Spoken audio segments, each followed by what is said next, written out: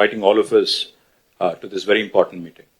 Honorable Chief Minister of Kerala, Shri Pinarayi Vijayan sir, Honorable Chief Minister of Telangana, Revanth Reddy garu, Honorable Chief Minister of Punjab, Shri Bhagwan Singh Manji, Honorable former Chief Minister of Odisha, Shri Naveen Patnaik ji, my brother and Deputy Chief Minister of Tamil Nadu, Shri Udayanidhi Stalin ji, Deputy Chief Minister of Karnataka, Shri D.K. Shivkumar ji, and to all the representatives of various political parties from across India, I sincerely thank you for joining this very important meeting. I come from Telangana and I represent the Bharat Rashtra Samiti, which has led a movement for 14 years for the formation of Telangana under the leadership of our leader, Shri K. Chandrasekhar Rao. When Mr. Vijayan spoke about tyranny of majority, sir, we understand what exactly it means to come out of a larger setup and create a small state. We fought against Delhi, and we fought against the forces for about 14 years to achieve our dream. A long fraught battle it was. We of course draw a lot of inspiration from the people of Tamil Nadu on how to preserve our identity and fight for our rights in a federal setup, because the whole Dravidian movement is a beacon of light for all of us across the country in terms of fighting for our rights and fighting for our spirit. We, of course, also are aware that the 5 South Indian states are at the receiving end, as was enunciated by Shri Vijayan ji, Shri Revanth Reddy ji, and also eloquently by D.K. Shivkumar ji, of the union government's policies. Despite demonstrating robust growth across sectors, these states have been victims of apathy and discrimination. Let me remind all of us, we live in the world's largest democracy, India. But democracy should not become a mobocracy. We cannot let numbers dictate terms. We cannot let numbers dictate policies. While any true federal government would incentivize high-performing states, we have a dispensation today in India that rewards laggards and penalizes achievers. South Indian states, we all know, have been pioneers in administration, in education, in economic production, yet we are penalized with reduced political power. This is not just an imbalance, but it is a political and fiscal centralization that is looming large. History will not forgive us if we do not speak up, because this is the time I think we have to unite. We have to fight against this fundamental inequity. We also need to remember those who have contributed significantly cannot be penalized, cannot be discriminated against. Despite contributing to 36% of India's GDP from the 5 southern states, we are receiving smaller share of central resources, which is also raising a huge concern on fiscal centralization.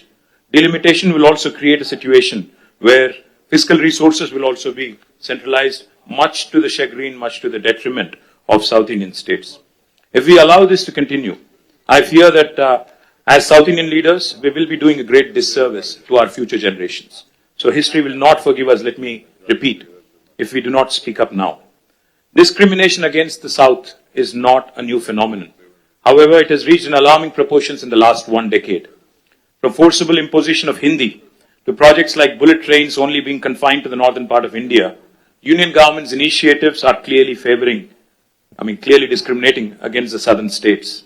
To make matters worse, the BJP-led union government is now attempting to implement delimitation on basis of population, adding insult to injury.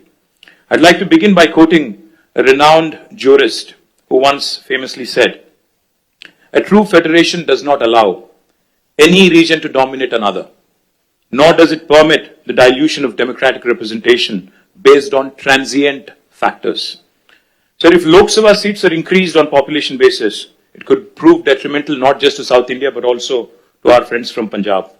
If not approached cautiously, if not approached with utmost caution, this could impact India's federal balance and heighten regional disparities.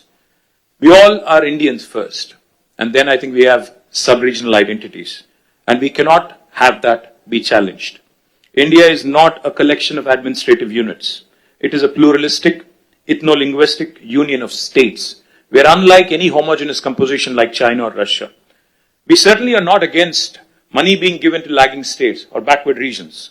But the fact is, we are not against money of central government going to some states, but we are against hegemony.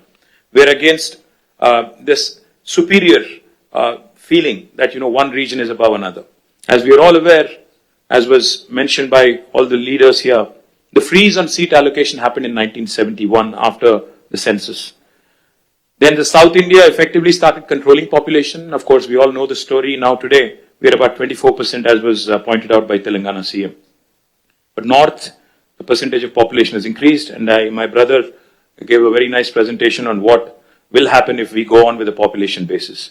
The only point I would like to make here, if seats are redistributed purely on pro rata population basis, states that have failed to control population will be rewarded, as was put eloquently by Vijayan sir. This is a perverse reward for somebody who has not performed and for somebody who has diligently followed the guidelines of Government of India. Punishing us with reduced representation is certainly discriminatory. India's democracy must be built on progress, governance and economic contribution, not just population. A fair system should reward progress and encourage development in lagging regions. If India has to become a superpower by 2047, 100 years after we achieved independence, we must empower those driving the growth, not silence them. We must empower those who have done well over the last 7 decades and not punish them. Why do we not trust the words of Union Home Minister who says it will be pro rata and nobody will lose representation? I'll give you a classic example of Telangana.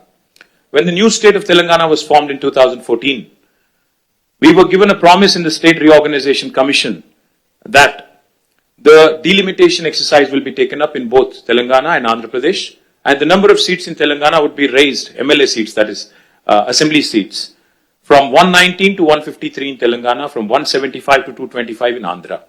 11 years since then, and it's an act of the parliament, but no action has been initiated because it is inconvenient for BJP to increase the seats. Where it is convenient for them in Jammu and Kashmir and Assam, they've gone ahead and conducted delimitation. Where it is inconvenient for them in Andhra and Telangana, they've kept it aside. Why do we not trust them? Because, their action, their history speaks otherwise. Today, the union government has indulged in cesses.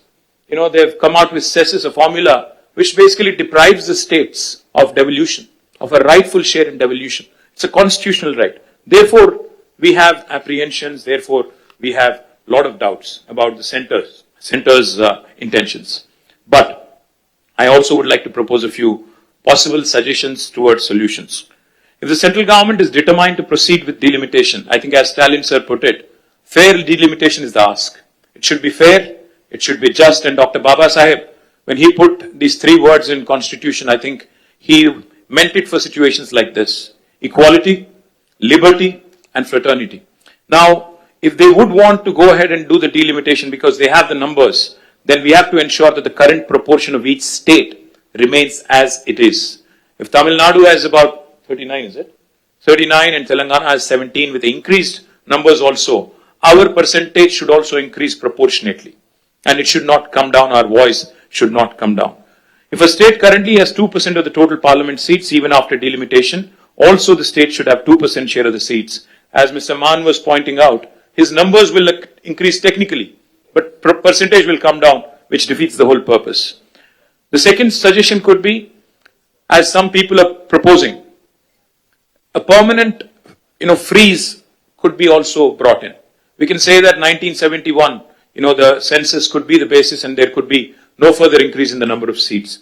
Another alternative approach could be, again, this could be a radical solution, as one of my friends asked, what is the basis for Telangana CM's recommendation of 33%? I would say, if South India is contributing 36% to GDP, why don't you give us 36% of the voice in parliament? What is wrong?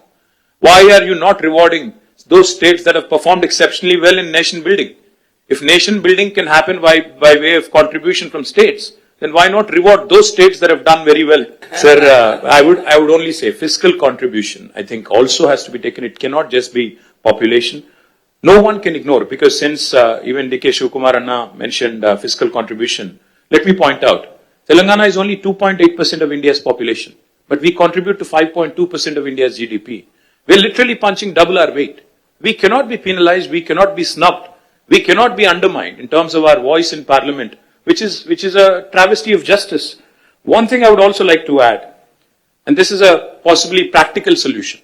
Sir, a true representative democracy is one where people's voices are heard. Why is delimitation being proposed? Because population has increased and people's voices have to be heard. If people's voices have to be heard, increase the number of MLA seats in each state. You go ahead, increase the number of MLA seats, because typically MLAs are the first port of call for people, not MPs. MPs only voice concerns on larger national policies in Parliament. But MLAs are the first port of call. So I would propose that the national government come forward, union government come forward with a proposal. In lieu of increased population across the country, let us increase number of assembly seats in each state so that people are having more access to their MLAs, more decentralized setup. Also, I would like to say this is a fair formula because I think most states would be happy to see more representation. Finally, I would like to remind the union government from this forum, sir, that India is a union of states. Constitution clearly says we are a union of states. We are, like Pinarayi Vijayan sir said, federalism is not a gift. It is our right.